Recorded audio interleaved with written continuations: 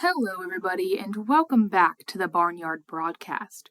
My name is Maddie Horkler, and I am your host.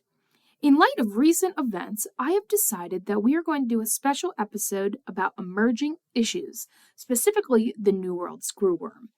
I'm very excited to have as guests on the podcast today Dr. Erika Machtinger and Dr. Tara Felix. Their experience and expertise helps to eliminate some of the confusion and concern about this pest. I'm very excited to bring you more information and up-to-date information about the New World Screwworm. So, without further ado, let's get into the conversation.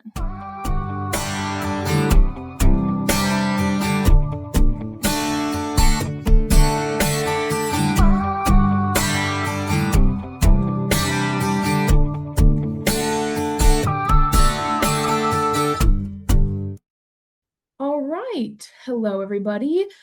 Today, we're going to go ahead and get started with our topic, emerging issues. Today, we're going to go over New World Screwworm, and I'm your host, Maddie Horkler, as always. And today, we have guests on the podcast, Erika Machtinger. Would you like to introduce yourself? Sure. Yeah. So my name is Erika Machtinger. I am an associate professor of veterinary entomology at Penn State. So I'm here, along with Penn State Extension. I'm also a part of Penn State Extension, and we do a lot of education on pests of humans as well as livestock, horses, and poultry. So anything that bugs a vertebrate is in my field. We also have with us Dr. Tara Felix. Would you mind introducing yourself? Sure thing. Thanks for having me on today, Maddie. I'm Tara Felix. I'm the Penn State Beef Cattle Extension Specialist, and I'm happy to be here today with y'all to discuss this emerging issue. Cool. So, as we are going to be talking about, a topic that's very hot right now. Everybody is talking about it. Most livestock producers are interested and or concerned about it. So, hopefully this episode can give everybody some background information and some information moving forward. So we're just going to start right off. What is the history or even the background of New World Screwworm or just the screwworm in general? Sure. Yeah. So when people hear screwworm, some people think like it's some kind of worm, but it's not. It's actually the larval stage of a fly. It's called blowfly, Cochleomya hominivora. I have struggle saying that. Cochleomya hominivora is better known as the New World Screwworm.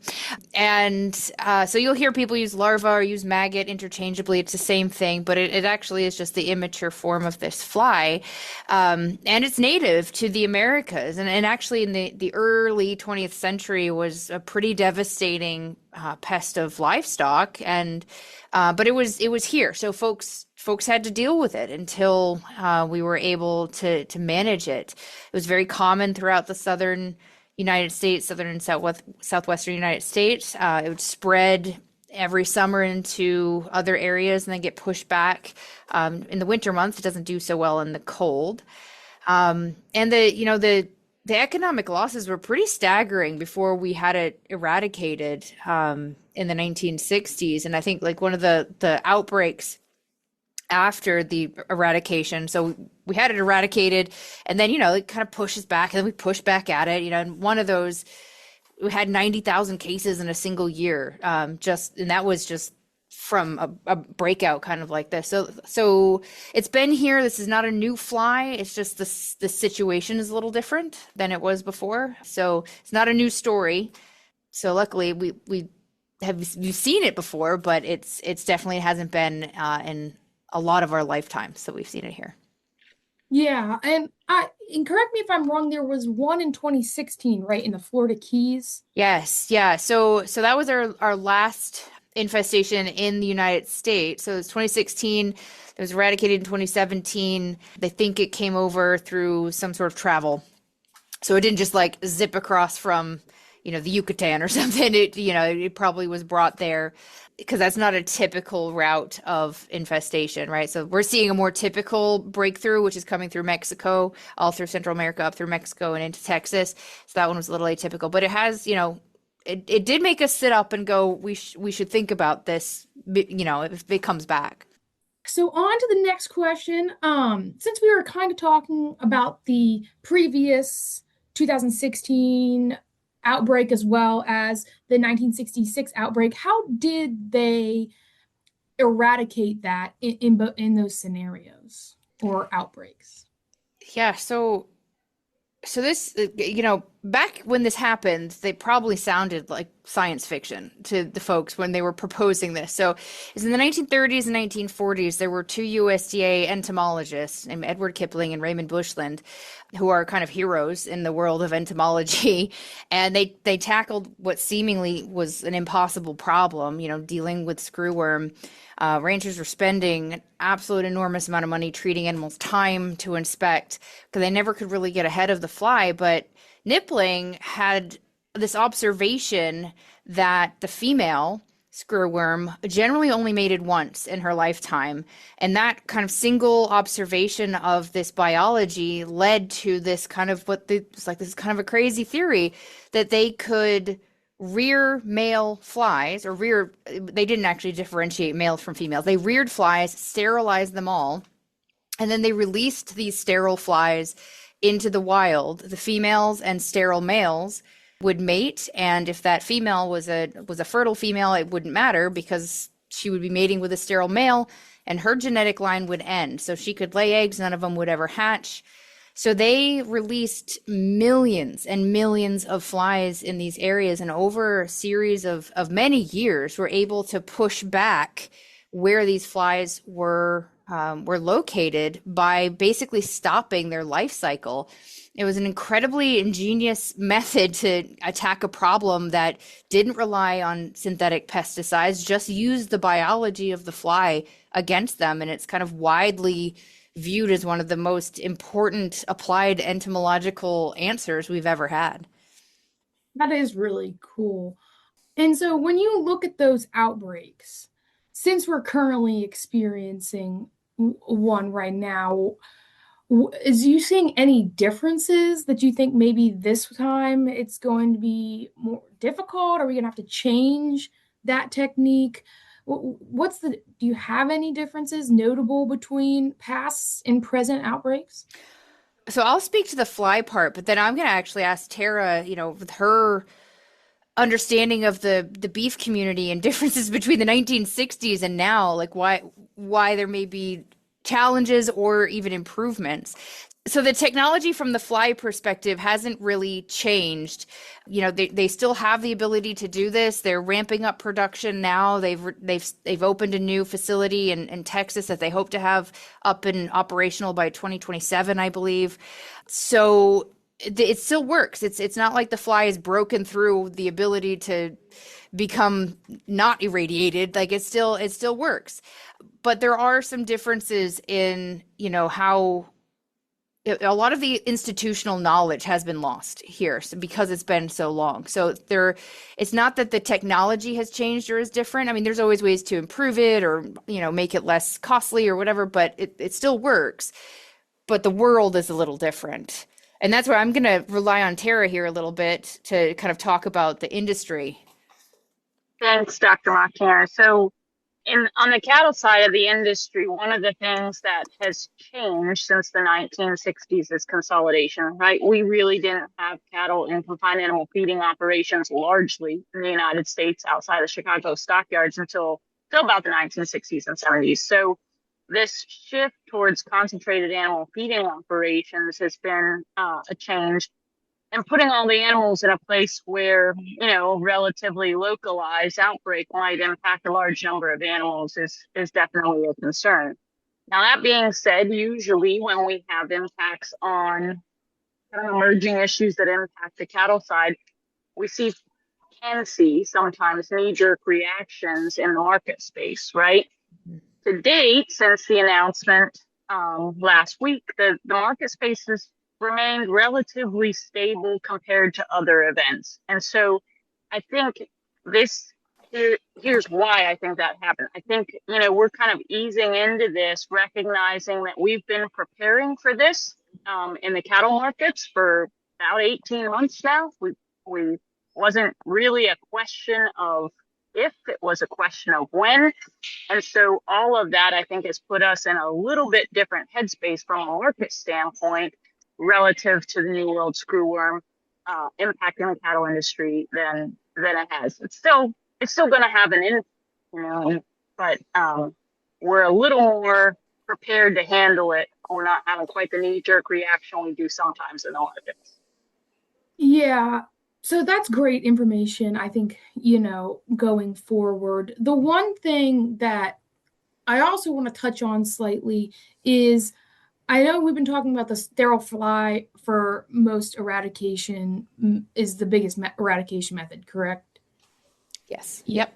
So what do they use for surveillance? What is a good way for surveillance? Either the USDA is doing surveillance or, the different state organizations, or even just as a farmer level, what type of surveillance is being used? Yeah, so this is one of the big differences, I think, and I think Dr. Felix spoke to it a little bit, is, in the original, when screwworm lived here among us, I should say, producers were really involved in that surveillance. There was a lot of engagement and direct communication and partnership with producers to do that surveillance, and I think that's, is that kind of what you're seeing, Dr. Felix, too, where they're trying to get producers engaged in that too? Yeah, I was going to use the word when you were talking about, dynamics and how we eradicated it the first time. It's intentionality, right? Mm-hmm. It's a unified message across our cattle industry in collaboration with our entomologists and our state and national veterinarians. And it's an intentional relaying of information out and receiving of information back in to make sure that everyone knows what's expected and is on the same page. We talk about this concept sometimes, and maybe not enough, of social responsibility. So, Maddie, when you say, are the producers engaged? Well, we all sort of a social responsibility to be engaged, right? It's on all of us to help make sure that this doesn't become a bigger issue and that it doesn't spread. And I think that starts with the communication piece, and our state and national folks have been pretty quick to communicate out. So I appreciate that. Yeah, definitely. And there have been some additional traps and things that they've been using. Swarm lure being one of them. So it's kind of a sticky based trap with an attractant. So they'll set those up around infestation sites. But I will say there has been a little bit of reluctance for folks to engage with those because they're concerned. Why would I want to attract them to where I am, right? So it is it's a little bit of a double-edged sword for them, but again, it's for everyone's benefit to try and get them out of the environment and also recognize if they're there, so we can apply any treatments to that site. So it is helpful, it is beneficial. There's a reason to do it, and we definitely encourage folks to follow those directives from their USDA folks and veterinarians. Yeah, so I think we got time for me for two more questions. We'll try that. I wanted to kind of double up just to make sure we're covering all our bases here. But we've been talking a lot about cattle. Obviously, Tara, that's your specialty and whatnot. But I know that, and I just want to confirm that this type of infection can happen, or this can attract on multiple different animals, correct? Yes, it does not discriminate. Yeah, I didn't think so. So I just that's part of the communication piece, Maddie, right? We can't just communicate to the cattle farmers. They need to be aware of this. We talked about it because of the border closing and everything else, but those folks that want to take their dog on vacation with them this year also need to be aware of where those quarantine zones are, and the fact that they might have to go through some extra steps in order to do that, in order to cross those state lines and things. Yeah. And when we're talking about state lines, the New World Screwworm, is it going to prefer an area of the country more? I mean, we're all from Pennsylvania based, but we have listeners from around different areas. Can you just give us a scope of, maybe where the most drastic areas are going to be versus areas that we just need to stay vigilant? Yeah, there's some really great maps, historic maps, of where screwworm overwintered typically. So the climate drives everything. Temperature really drives everything with screwworm. So it tends to do really well between like 75 and 85 degrees Fahrenheit. It does super well. So cold is our friend, not a friend to the screwworm. So it overwinters where it stays fairly warm, and then as temperatures warm up, it'll continue, because flies fly. So they'll disperse, and they'll go to the extent that they can throughout the season, but then they'll be driven back to those southern regions as it gets cooler again, as the seasons change. So some of that dispersal and retraction is driven by annual changes. So, if you have a milder winter, for example, you may have more progression in an area, but it is fairly limited. So if you can look at some maps, and it's kind of limited to the Southwest, South, Gulf Coast, they're not really getting into the northern states. However, climate does drive everything. We move a lot more. Animals move a lot more than they did in the 1960s and before. So there's always, there's very, very low risk of this fly making it here on its own, but there is always the risk of movement that could bring the fly here. And once it's here in the summer, I think it's like 90 degrees in Center County, Pennsylvania right now. It could set up shop here for a limited amount of time.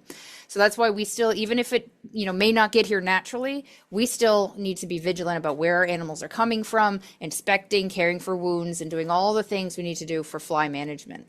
Well, I probably lied saying that it was only going to be 2 more questions, because I do have one more. But as producers listen to this, do you guys have anything that, you really want to press on them to protect themselves and their animals from the New World Screwworm? I think Dr. Machtinger just hit the nail on the head, right? Like, you need to stay vigilant, and that wound care piece is so critical. That something as small as a tick bite is an entrance point. And so keep in mind for both yourselves and all the livestock and companion animals on your property that you're monitoring closely as we go throughout these summer months. And I'll add too that I think, now more than ever, because we all are so connected online and through various communities, it is very important with everything, but especially something like this, that you are getting your information from trusted sources, science-based sources that can give you the most up-to-date and accurate information. So that may be the government site, which is screwworm.gov. It could be your extension. These folks are in your community, so ask extension. They'll find out answers for you. And your veterinarians. So your vets are the same way. If they don't know, they will find out answers for you that are grounded in science and best able to support you and your animals. Yeah, and just being conscious at time. I think that was really good in terms of just overview of this pest. But is there any lasting things with the couple minutes that we have left that you want to tell the producers, or even just the general people that listen to this podcast about this New World Screwworm? I will emphasize, avoid being the one that shares the misinformation, right? Yeah. I know you said it, Erika, but I can't overemphasize it enough. I think one of the reasons that we haven't seen disaster in the marketplace yet is because we've maintained fairly clear and consistent messaging so far, right? Mm-hmm. And I think, humans are catastrophically and emotionally driven beings, and avoid playing into that. Be the reasonable source. Yeah. And I think the good news is, with that good communication and with folks, working together for this, which so far what I've seen actually on social media has been very awesome. I've seen folks really sharing good information from the USDA. And so, kudos to everybody who's been doing that. But the point to remember is we have a method to fight this. So we know the biology, we have the surveillance systems, we need to ramp some of this technology up. This is not new. It's not going to devastate your food, so you can't get it by eating your food. So we have a method, we have a playbook. It's worked before, it'll work now. So, it's just about working together to make sure we're attacking this on all fronts.